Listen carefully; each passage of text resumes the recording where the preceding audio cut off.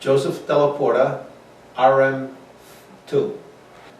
After we spent a few months in Pearl, we ended up getting the orders to leave and go to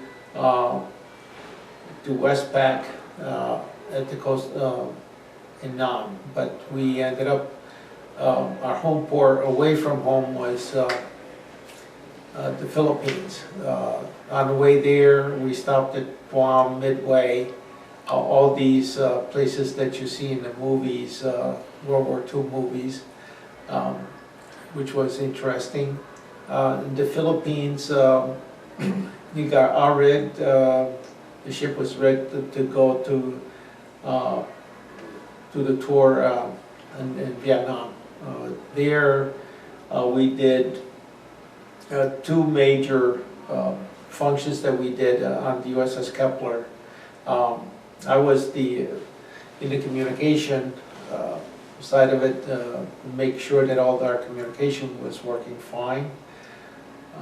The thing that the ship did was, the two things mainly was to go up and down the coast of Vietnam and getting orders supporting the army, or I should say troops that were on land, where they needed help, artillery support. So we would shoot our guns. They give us the coordinates, so we aim them and start shooting. We don't know where they would land, but that's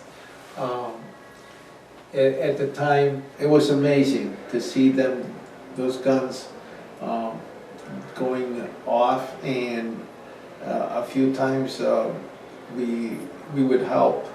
Actually, the shells, after they shoot them, they would lay all over the deck, and we go over, pick them and throw them overboard. And we help each other, so we go there, and there were so many of them, you had to clear the decks, otherwise you'd trip over them.